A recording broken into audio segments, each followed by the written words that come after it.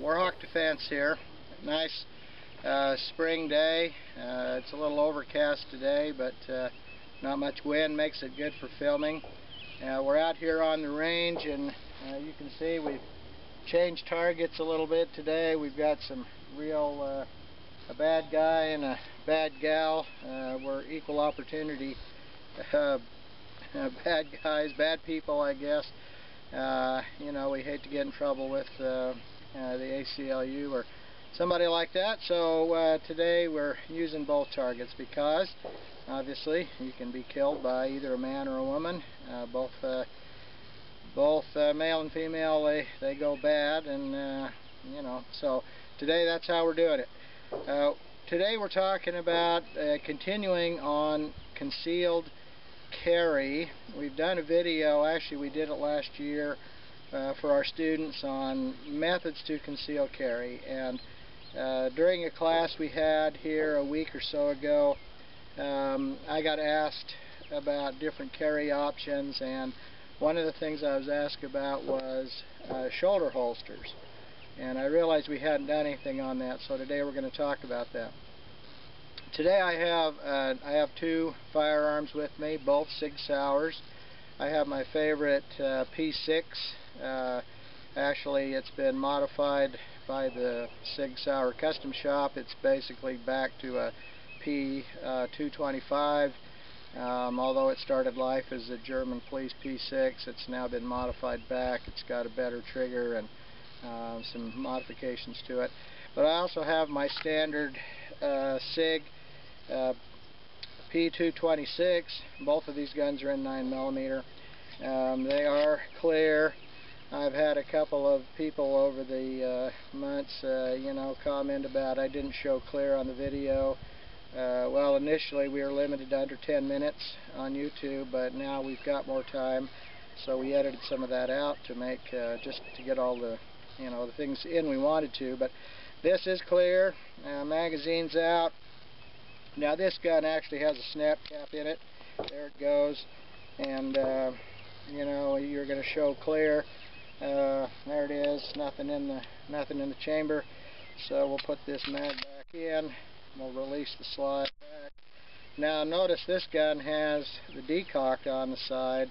This is your standard SIG Sauer with the decock. So we're going to push the lever and reset the trigger and the hammer. So that gun is clear. We've showed it to you. We'll pick up the snap cap and save it. They're good for training. Now let's show clear on the P6 or the 225. Nothing in the magazine. Nothing in the chamber. Yes, it is clear. And this one works the same way. We'll lock it open to show you. Slide locks open. Slide release. Decock. Works the same way. And now this gun's clear. So so we're operating here with two guns that are safe, and later we'll load them up and we'll draw from concealment and see how we do against the bad guys down there, bad people down there. So anyway, these are two types of concealed carry options that actually I've used. We'll start with the shoulder holster. This shoulder holster is actually made for this P6. It was a German, when this was a German service gun, police service gun, this was the holster that the Polizei used. And when I bought the gun, I ordered up an actual shoulder holster that fits it. This is a clamshell type shoulder holster. Holds the gun in a vertical position. I like this much better than the horizontal position. When you got a horizontal position, the gun's pointed this way, it's pointed behind you, and if you grab it, you know, it's kind of pointed in a bad way. But you know, everybody has what they like and what they don't like, but for me, I like this because I can grab it quick and I just pull it straight out. Notice it is a clamshell. It's got a spring in here. The spring holds it tight, so when I put the gun in and I pull forward, it just comes right out of the clamshell and comes out. and there is no safety or button or strap or anything like that that I've got to disengage. Now I like this because if I'm carrying concealed, it means that I may be thinking that I'm going to get in a fight, and if I do, I don't want to take time to unsnap, unhook, whatever it is I need to do. It's hard enough to draw from the holster like this. You know, open your jacket or your coat and grab and pull it out. You've got enough things to think about, so I don't necessarily need any extra doodads to unsnap or undo. So I like this because it holds it this way, carries the weight this way. It is a good, it doesn't wobble around too much. It's fastened here onto my belt, so it keeps it tight. And I like this vertical carry with the clamshell type holster.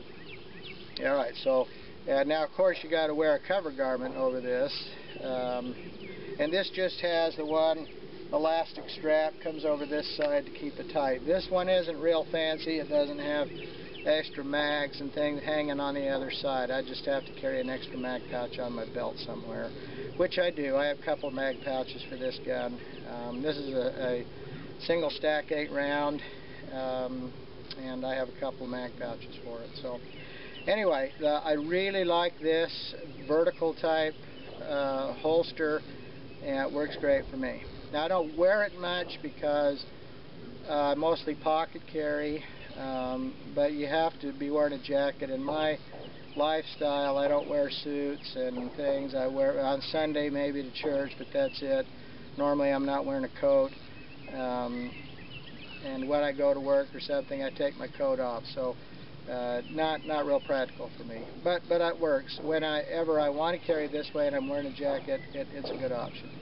Okay, now the other option here, this is outside the waistband. In the other video we did an outside the waistband holster. Actually, I think I had the P6 in there, but it was a thumb brake, leather thumb brake.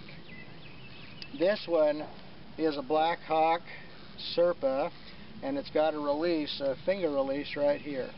You push your finger on here, you get a good grip, you get your finger on here, you release it. Of course, I always drag the front against the holster, and then when it breaks, I can rotate out onto the target. Now, there is some controversy about these Blackhawks. I really like them. I'll have to say that right out. I really like them. I don't have any problem with them. I know some trainers are all uptight about them because you put your finger here. Actually, this is the proper finger position, so that when you pull the gun out, your finger is along the side of the gun. So there's nothing wrong with that. It's just that some people get this idea that you put your finger here, and when you come out, somehow your finger's going to get inside of here and you're going to be pushing on the trigger. You know, a lot of things can happen. Everybody's has their crazy moments or their you know, their cedar moments, and they do things that are stupid. We all do. I honestly don't see the difference between that and some guy having a thumb brake and sweeping the thumb brake on a 1911 at the same time sweeping off his safety and drawing out and having the safety off and everything else. You know what? I like this kind of holster. You push your finger, you draw it out, your finger's in the right place, and if you practice enough like you're supposed to, I don't think you're going to have any trouble. But I really like it. Nice thing is the gun's not going to come out. So if you are carrying a gun this way, of course again you're going to have a jacket on, or a long sleeve, or your shirt tails out, or you know, a baggy shirt or something. The thing about this is, though, if you go into a restroom, and sooner or later when you carry concealed, you're going to have to go to the bathroom. You know, you can't hold it forever. Wait till you get home. You're going to have to go. So you go into the men's room, you undo your pants, you take them down, and with this, even though your pants and the gun kind of flop over, this gun's not coming out. It's not going to come out. Slide out, hit the floor, slide into the other stall, hit the floor, go off, shoot the toilet. There is when I do my classes, I actually have a news copied out of the news where a guy did that. Dropped his gun out, hit the toilet, shot the toilet, blew it up, obviously cut him up, caused a big problem. But if you got a locking holster, that's not going to happen, and I like that. Now I normally carry a snub nose Smith & Wesson, and I have this same type Blackhawk Serpa for that little gun, and it carries the same way with the same finger release. Anyway, I like these.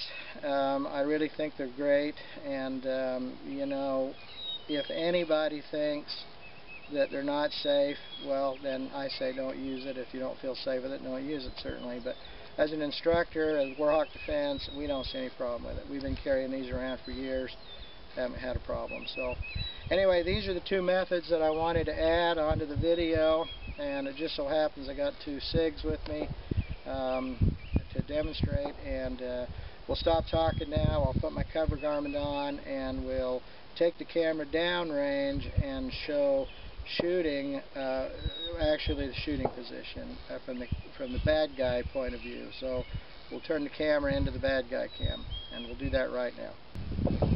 Okay, here we are on the bad guy cam, and I'm going to go down a ways, and we're at about 7 yards right here, 21 feet.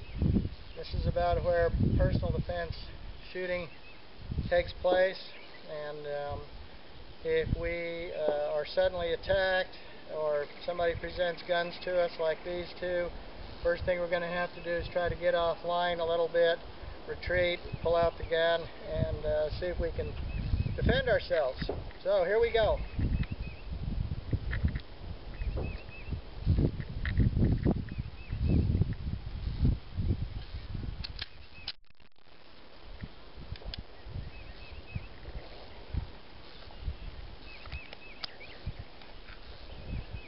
We're going to make both the guns hot, since that's how we carry. Alright.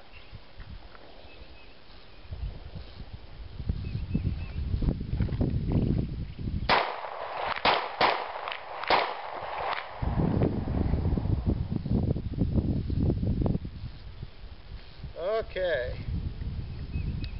Decock.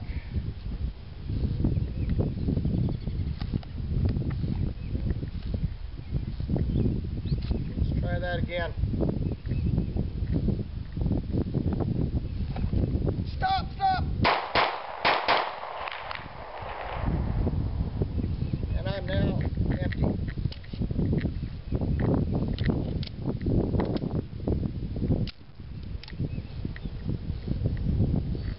Okay, let's see how we did. Okay.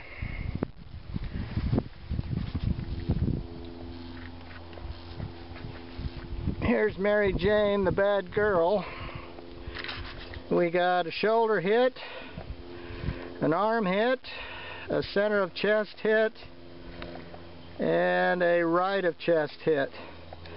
And if you look at, I don't know if you can tell on there, but the targets are superimposed. Their kill zone is superimposed on there. We got 1 in the scoring and 2 in the wounding area, but we did get 1 good shot on her right there in the center.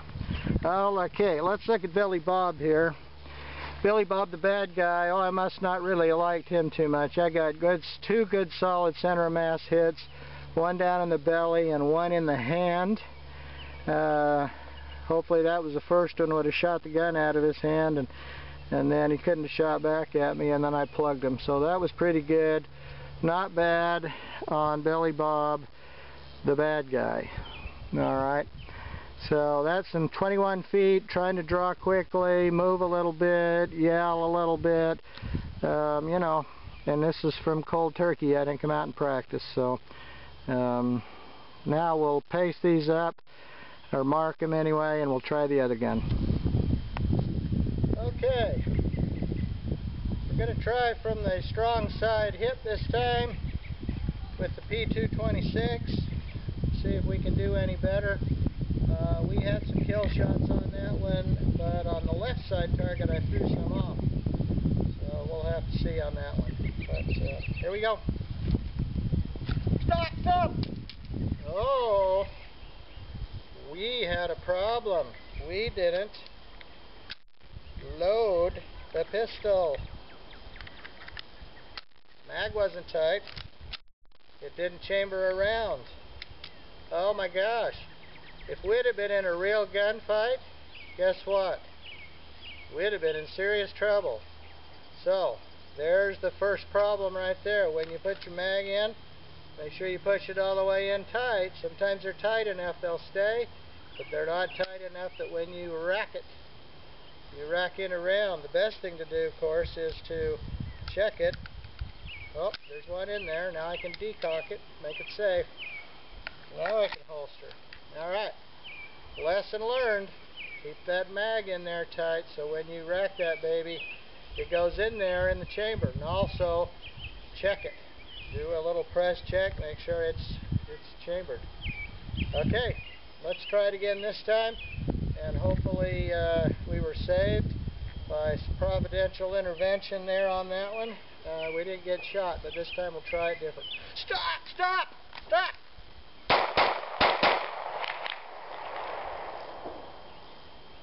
Okay. Not too good. Need some practice. Alright, here we go again. Stop! Stop!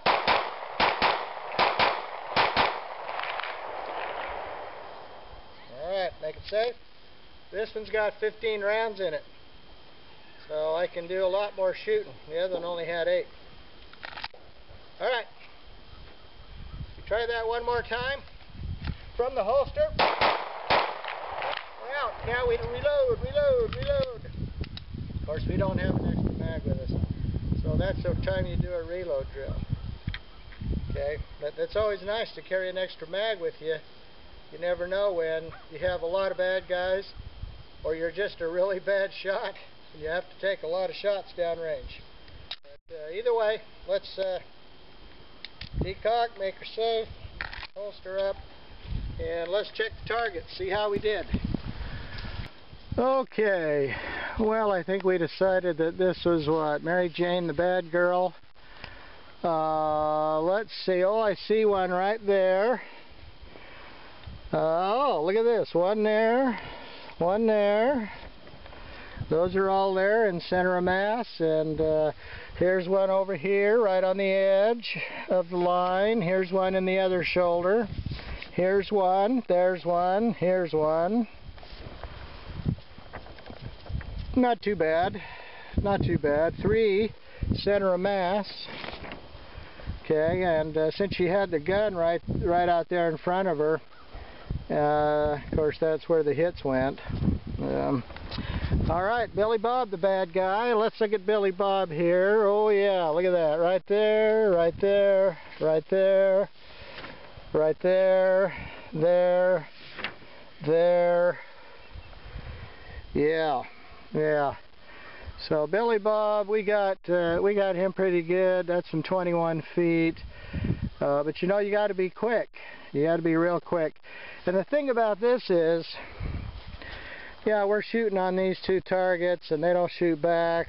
You know, we can't smell their bad breath and hear what they have to say and all those kind of things. But the point of this is they've got guns that are out and drawn, and so in reality, you're probably not going to be able to beat a drawn gun. But we're doing this just because it's nice to train with some more lifelike targets. And but you got to, if they've got a gun out and you want to try to shoot it out with them, you're going to definitely have to move offline, get behind some cover, do something. But this kind of shows you how these holsters work, and you know, it takes practice. You got to get that garment out of the way. You've got to pull that gun out, get a grip, find your trigger finger, find the front sights, move offline, and still get hits that are stopping hits. And you know, you don't want to be throwing shots off the body, because that, of course, then you have the tendency for the opportunity to hit things you don't want to hit. So anyway, that's how it goes. And if you're going to carry concealed, these are things you need to practice and you need to get real good at. And however you decide to carry this gun, you need to practice with it, because speed isn't everything, but it sure makes a difference. And remember, the old saying is, it's not the fastest one that draws, it's the one that gets a good hit the fastest. So the first good hit is the one that counts. So with that, we'll say thanks for spending some time on this nice day with us, and we'll see you later.